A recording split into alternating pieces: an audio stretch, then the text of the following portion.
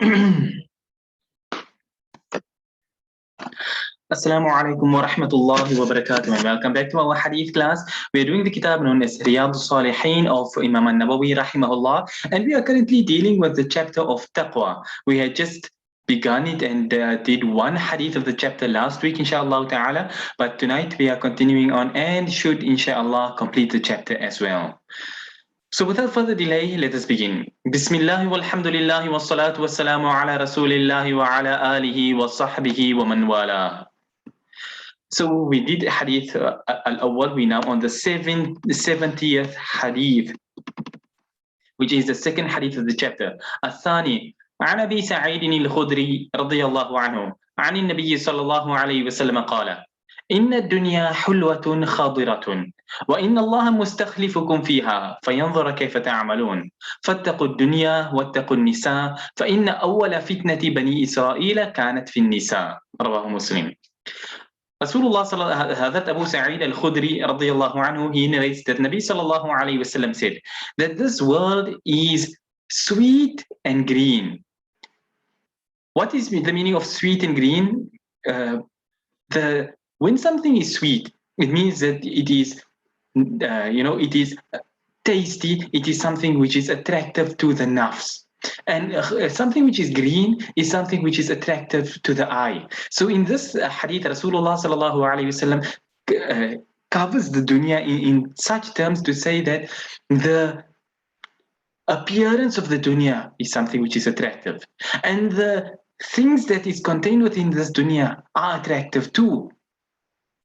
And one such thing that is spoken about, or one of the attractive, sweet things of this dunya, is mentioned in this hadith at a later point. But let me continue on. So Rasulullah sallallahu alaihi wasallam said, وَإِنَّ اللَّهَ مُسْتَخْلِفُكُمْ فِيهَا, and Allah will go, and Allah is going to cause you to be generations one after the other. That you're not going to live forever in this world, but you'll come like your forefathers, your father, your grandfather, great-grandfather. Everybody came. They lived for a while, they died, the next generation came along. So nobody will live forever. فَيَنْظُرَ كَيْفَ تَعْمَلُونَ. So Allah is putting you in generation after generation, so you can take lesson also from those generations that came before you. And فَيَنْظُرَ كَيْفَ تَعْمَلُونَ, to see what you will do. Now this is the thing, that Allah does not need to see. Allah already knows what you are going to do, how you're going to do it, and everything of that sort. But this is from the justice of Allah, that Allah brings you into this world and tests you in this manner so that Allah can give you Jannah or put you in Jahannam based on your actions, not to prove anything to anyone, but so that you don't have a case in front of Allah. Now, if you are a person who can read people and read situations, you can look at a person and say, this person is going to do ABC. And there'll be people around you who will be like, what are you talking about? But give it time, and that person will end up doing ABC. Then you will be like, I told you so. But what it proves is that you may be able to see something, but people will make a case against you and be like, you're just talking things, where's your proof and stuff. So in order to prevent people having any sort of case on the day of Qiyamah, that is why Allah gives you the rope in this world, and you hang yourself with that own rope.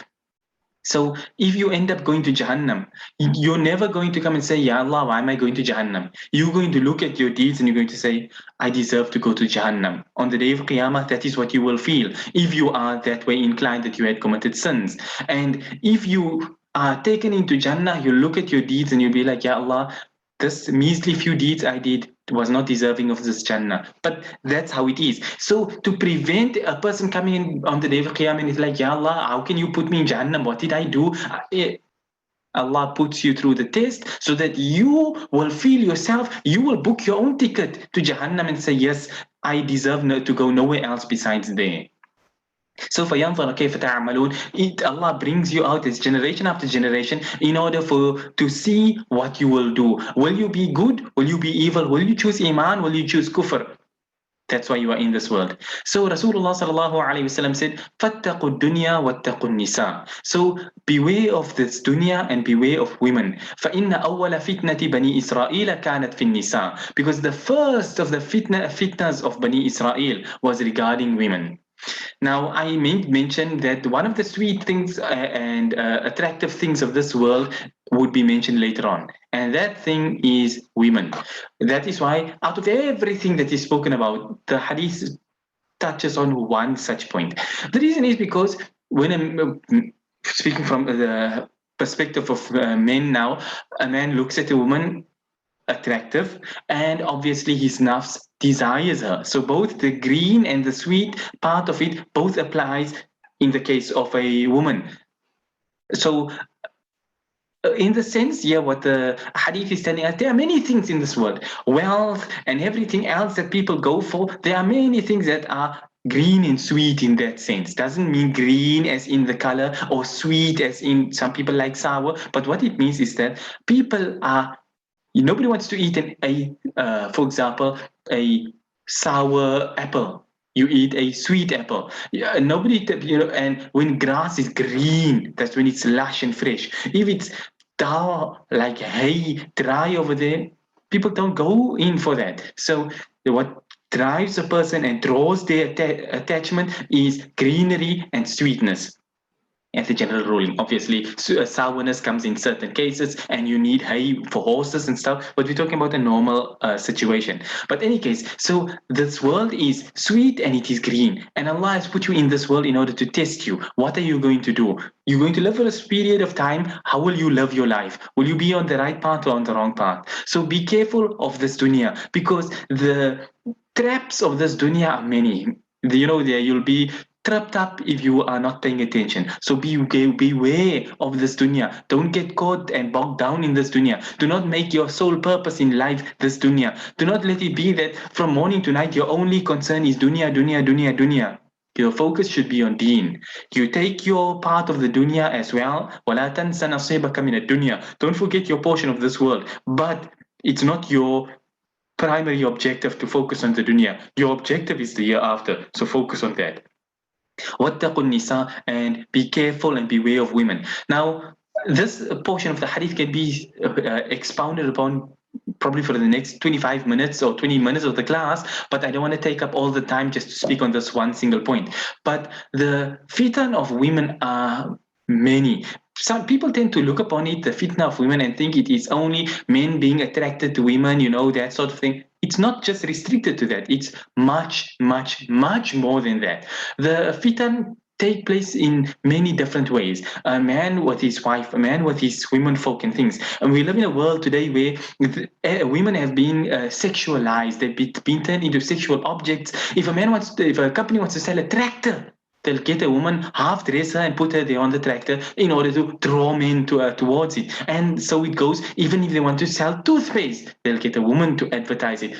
Everything you look, 90% of the ads and stuff that goes around, things to make women's hair straighter, to make your skin smoother, more makeup to make you look more attractive, clothing to shape your body in this particular way. So everything revolves around this sexualization of women. So be careful of women. And like I say, now a man is married and he's got daughters. There's nothing sexual between him and his daughter, but the thing is that the fitna happens even in the case of a man with his daughter. Now he has to be careful how he raises his daughter, but in this context here, how he raises her upon haqq, so that he has ghairah over his women folk, his wife, his daughters, his sister, his mother, his aunts, etc., so that he doesn't go through life having a daughter, let her dress the way she wants to, and then be like, when she's 19 years old, now you want to tell her, you have to cover a little bit. All the time she's been wearing micro shorts in the street, and you never bothered about it. So all of these things, the fitan of women spreads far and wide. And why things are not sold by men, in the sense that nobody takes a man and put him on a tractor. Nobody puts a man on anything like this to sell it. Even if it's being sold to other women, they sell it still with a woman nonetheless. So the fitan of women is manifold, and it's broad and vast. But like I say, we're not going to delve into that for the rest of the class, otherwise we'll never end up completing this chapter. But anyway, the hadith ends off by saying that the first fitna of Bani Israel was regarding women.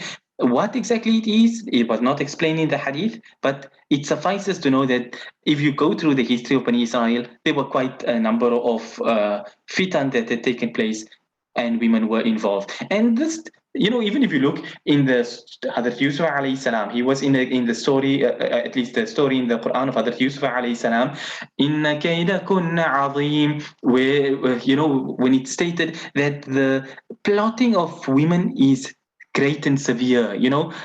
They are, nobody can plot like a woman, in other words. And we know it even from a realistic perspective. When they say nobody plots like a woman and plots revenge better than a woman. So there are different ways you can see the fitan of women. So whether you take the fitan that happened with people of the past as well. Take the story of Jurayj. Jurayj was a person from Bani Israel, and he used to worship Allah and everything. And we know this hadith comes when Rasulullah sallallahu alaihi wasallam spoke about three children that spoke in infancy. One such child was found in the story of Jurayj, when there came this prostitute woman, and she said, "This child that she gave birth to, it's Jurayj's child." The people came there and they beat him up and burnt down his small place that he was living in and everything of the sort here. And Allah made it such that the infant spoke up and said, that one over there, that farmer, that other man there, he's actually the father, not Jurayj. The people were apologetic. They said they'll build his place back in gold. And he said, no, just make it a small place like how it was before. But, the fitan that applies to women is across the board, that different fitan have taken place at the hands of women. Not to say that women are responsible for every fitna, not at all. That's not what the hadith is saying in the least.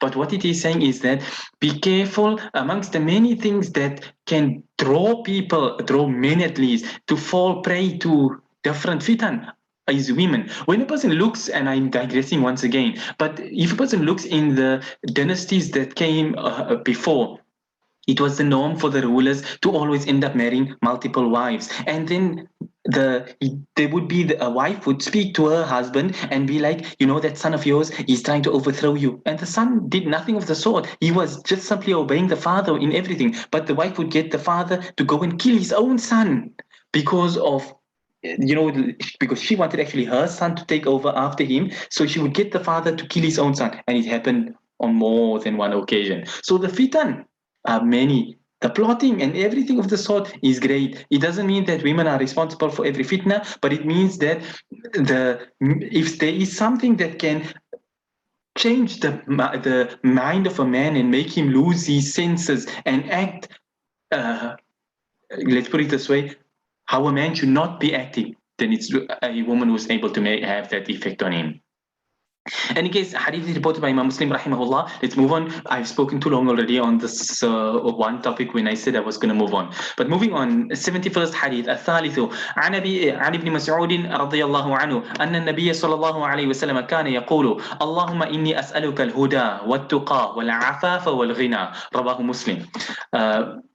The third hadith, 71st hadith that we are doing here, Hazrat Abdullah ibn Mas'ud radiyallahu anhu, he said that Nabi sallallahu alayhi wasallam used to say, and meaning this was a dua that Nabi sallallahu alayhi wasallam used to make, Allahumma inni as'aluka al-huda wa-tuqa wal-afafa wal-ghina, which means, oh Allah, I ask you for guidance, for taqwa, for chastity, and for ghina. Ghina means self-sufficiency.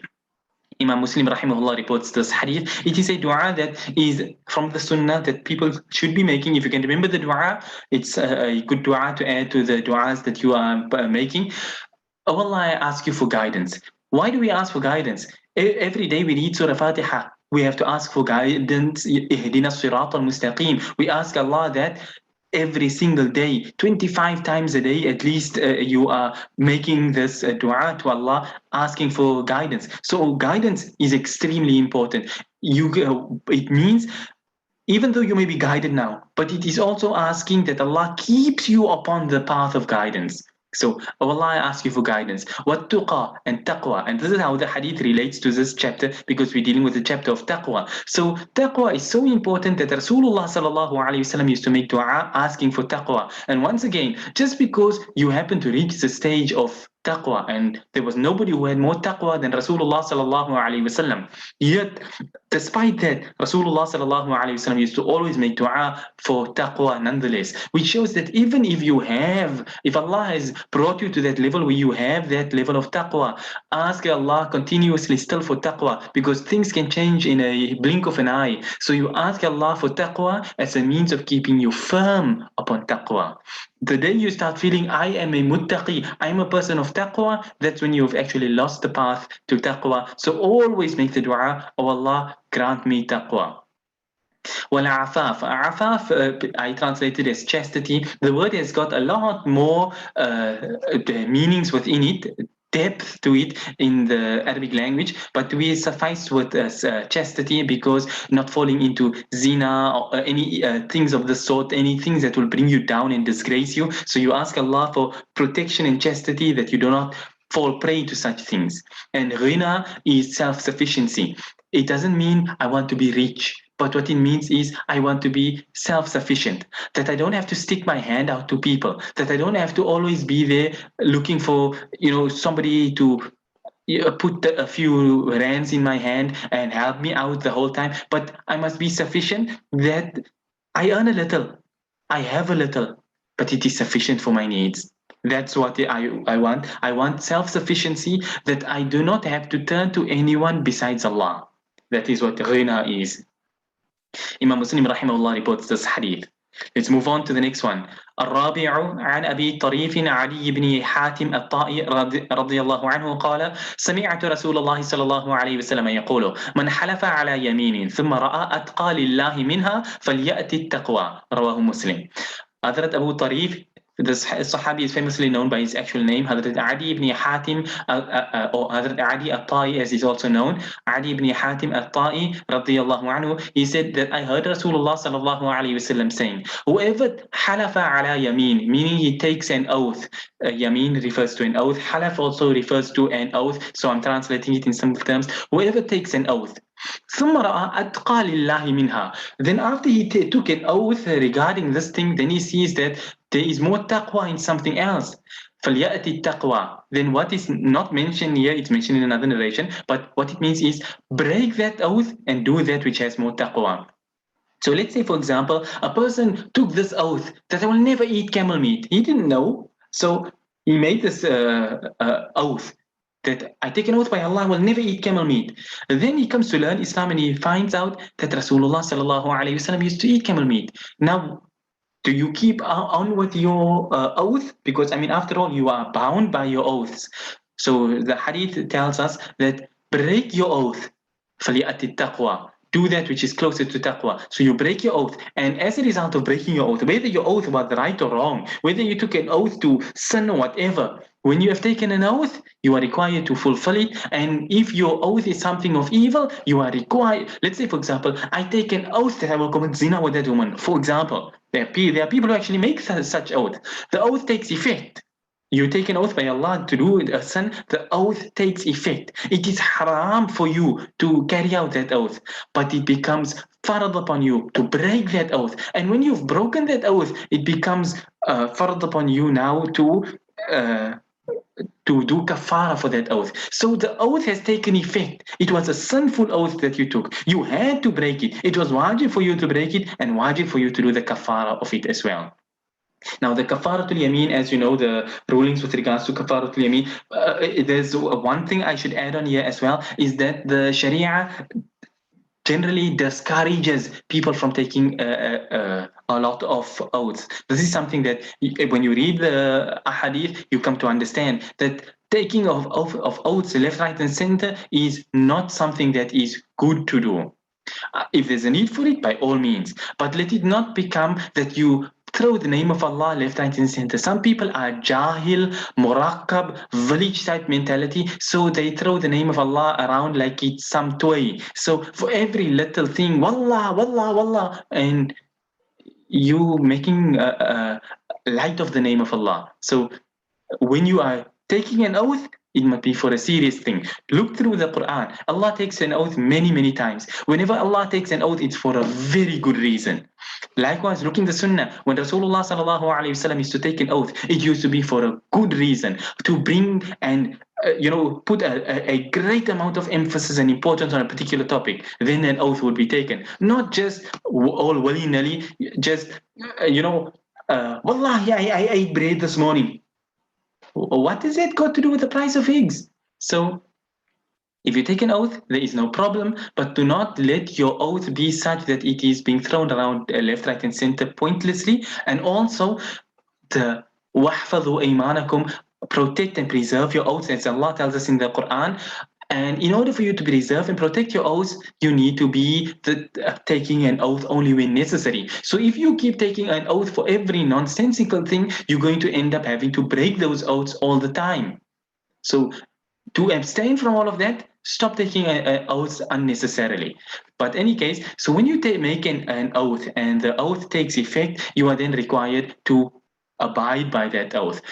If for whatever reason it causes difficulty and stuff, you break that oath, you then are required to do the Kaffaratul Yameen. So you feed the people or you clothe them, but in today's time, people don't know what clothing is. You're not going to go there and buy 10 vests and give 10 vests out. That's not what is referred to as clothing people. So also, you don't know people's sizes or anything of the sort. So therefore, once again, clothing people doesn't also mean go there and you buy a couple of jackets.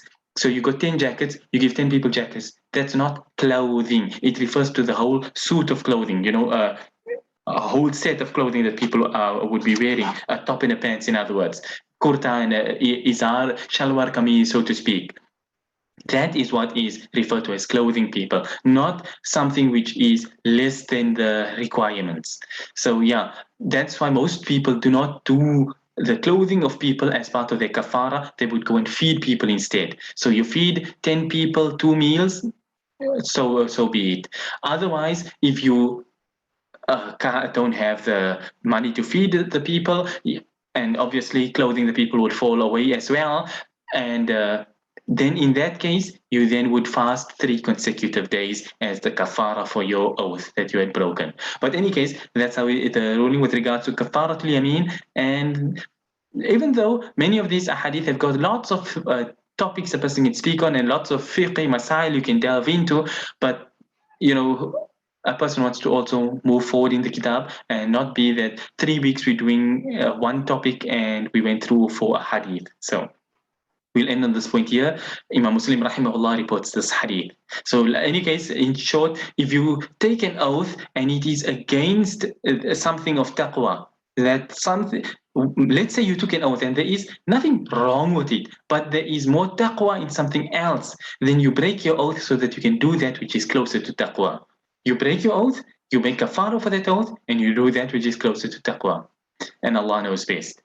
Moving on to the last hadith now of the chapter, hadith number 73. Al-Khamisu عن أبي أمامة سدي بن عجلان الباهلي رضي الله عنه قال سمعت رسول الله صلى الله عليه وسلم يخطب في حجة الوداع. Hazrat Abu Umama al-Bahili radiyallahu anhu is famously known by this kunya of his, Hazrat Abu Umama, but his real name is Sudayy ibn Ajlan radiyallahu anhu. He said, I heard Rasulullah sallallahu alayhi wasallam giving a khutbah on the Hajjatul Wada', the farewell Hajj, and in that khutbah Rasulullah sallallahu alayhi wasallam said, فقال اتقوا الله وصلوا خمسكم وصوموا شهركم وأدوا زكاة أموالكم وأطيعوا أمراءكم تدخلوا جنة ربكم. رواه الترمذي في آخر كتاب الصلاة وقال حديث حسن صحيح. So in this Hajjatul Wada', part of the khutbah, Rasulullah sallallahu alayhi wasallam made this statement saying, fear Allah, have the taqwa of Allah. وَصَلُّوا خَمْسَكُمْ, perform your 5 daily salah. وَصُومُوا شَهْرَكُمْ, and fast your month, meaning the month of Ramadan. وَأَدُّوا زَكَاةَ أَمْوَالِكُمْ, and fulfill and give the zakah of your wealth. وَأَطِيعُوا أُمَرَاءَكُمْ, and obey your rulers. تَدْخُلُوا جَنَّةَ رَبَّكُمْ, if you do this, you will enter the Jannah of your Lord. Imam al-Tirmidhi rahimahullah reports this hadith in the ending of the chapter of Salah, and he says it is a Hasanun Sahih hadith, meaning it is an authentic hadith. Now, There are many things, and Rasulullah sallallahu alaihi wasallam has taught us many, many, many things in the Sunnah. So why just these few things here? There were many occasions when Rasulullah sallallahu alaihi wasallam used to give advices which were concise, which would cover you for the bare basics, so to speak. So if you are a person who have taqwa, what does it tell you? Number one, ittaqullah. The minute you have the taqwa, it denotes what? I did touch on this point before. The taqwa is fulfilling the commands and abstaining from the prohibitions. So if you are abstaining from the things which Allah has prohibited you from, let's just focus on just at one aspect. So you are not doing sin. Now what are you doing? وَصَلُّوا خَمْسَكُمْ. You're performing your 5 daily salah. وَصُومُوا شَهْرَكُمْ. You're fasting the month of Ramadan. وَأَدُّوا زَكَاةَ أَمْوَالِكُمْ. And you give your zakah. وَأَطِيعُوا أُمَرَاءَكُمْ. This is now not from the five, the salah, fasting, hajj, zakah. It doesn't fall in that category, but it's an important principle of deen nonetheless, and I'll explain it in a moment. Then تَدْخُلُوا جَنَّةَ رَبَّكُمْ. You will enter the Jannah of your Lord. What it means is that when you are not doing sin and you are focusing on in other words, you are not even delving into the nawafil. You are simply doing you're not fasting outside of Ramadan. You're not performing tahajjud salah at night. You are not giving a lot of sadaqah. But what you are doing is what is required of you, you are doing it. All those commands. Then, by virtue of just the Faraa'idh, that alone will be sufficient for your salvation, that for you to enter the Jannah of Allah. It's not to say only do this, but it is to show that if you are a person, some people are poor, they don't have money to give in zakah. Some people are sickly. They can only manage to fast in Ramadan. It's a difficult thing for them outside of Ramadan. And some people, they work hard and stuff, so they only able to make their 5 daily salah.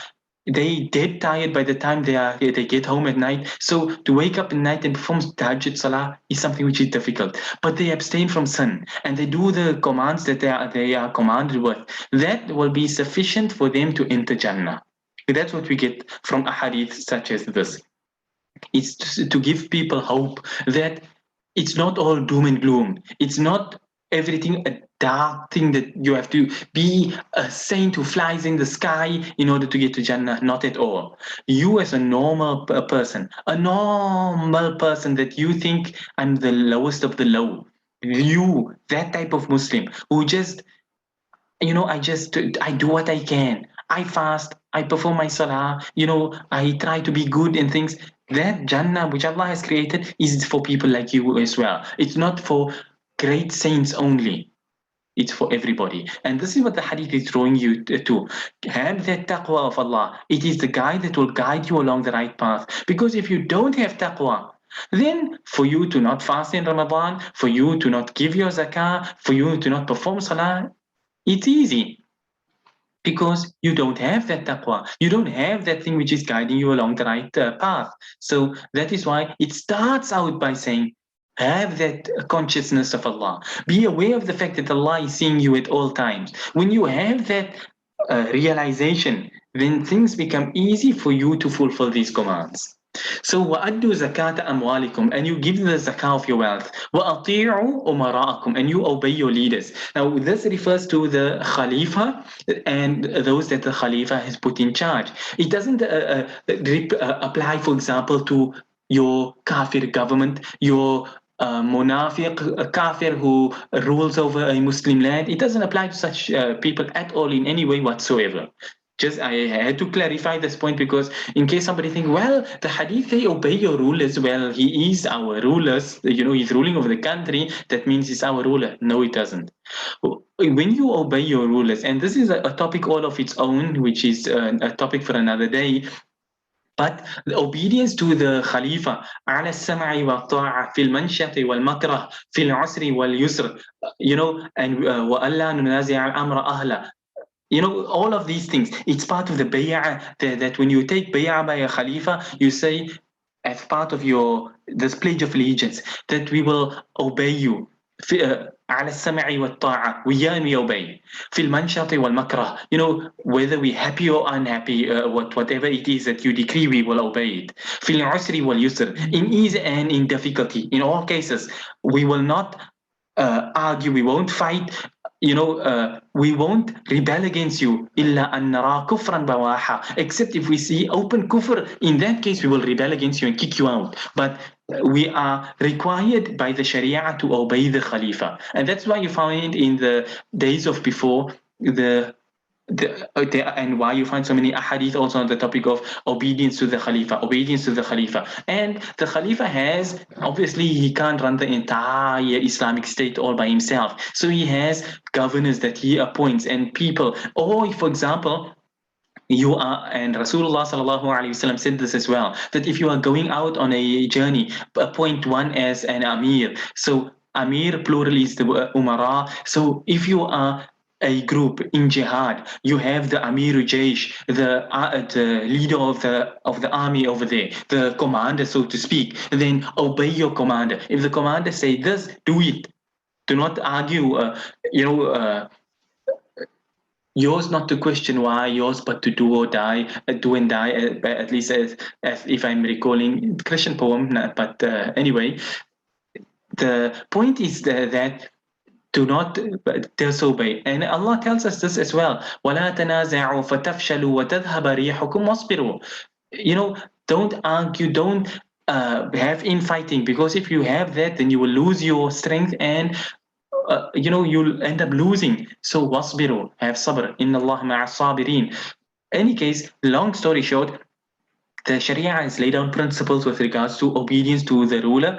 وَأُولِي الْأَمْرِ مِنْكُمْ Obey Allah and His Rasul sallallahu alayhi wasallam and the Ulul Amr. Ulul Amr, two tafasir. One, it refers to the Khalifa. Two, it refers to the ulama. But anyway, so the point is that those that have been appointed as rulers over you, who are ruling by the law of Allah, they are people to be obeyed. It doesn't mean if you have a what is now the ulama usu, the evil scholars who lead you towards misguidance, now you must obey them. No, not at all. Likewise, if you have a khalifa, even a khalifa, and he commands you with something which is wrong, then there is no obedience to him. And that is why لا طاعة لمخلوق في معصية الخالق. There's no obedience to the creation, which results in disobedience to the creator. And as well, what I mentioned earlier, إِلَّا أَن نَرَى كُفْرًا بَوَاحًا. If we see open kufr, we will rebel against you, will kill you, will throw you out. So for everything, there comes a certain point, until that level. When it comes to Allah, you obey Allah till the end. You obey Rasulullah sallallahu alaihi wasallam until the end. But a Khalifa, if he commands you with something against the Sharia, there's no obedience to him in that. Obviously, Rasulullah sallallahu alaihi wasallam will never command you to do anything against the Sharia, so it doesn't apply in that case. But anyway, that's the shortened version of the hadith. That if all you are doing is simply abstaining from the sins which you have been told to stay away from, and you are doing nothing more than just the obligations which Allah has obligated upon you, then that alone will be enough for you to enter the Jannah of Allah. It's not, like I say in conclusion again, it's not to say don't do good deeds or that there's no need to do good deeds. Not at all. But what it is saying is that even for that person who finds whatever difficulty or whatever that holds him back from performing salah extra at night, from giving extra money in sadaqah, from fasting extra days throughout the year, even that person who doesn't have all of these things in his scale of good deeds, as long as he comes to Allah with a slate that is empty of sins, and he comes with a heart that has taqwa in it, then he has a license to Jannah, in other words. And Allah knows best. And that's the end of the hadith and the end of the chapter. And as always, we end on this point here. As always, you are always allowed to ask questions, but since we haven't received any questions, I will assume that there were no questions to be asked. And our time has also elapsed. So we will end on this point here, inshallah ta'ala. We will resume next week, inshallah, and we'll start this new chapter, Babun fil Yaqini wa Tawakkul, the chapter with regards to Yaqeen and Tawakkul. What it means and what all it is and things, we'll do that next week, inshallah. Until then, we end on this point here and we say, wa sallallahu wa sallam wa baraka ala nabiyyina Muhammad, subhanallahi wa bihamdihi, subhanaka Allahumma wa bihamdik, nashhadu an la ilaha illa anta, nastaghfiruka wa natubu ilayk. Wassalamu alaikum wa rahmatullahi wa barakatuh.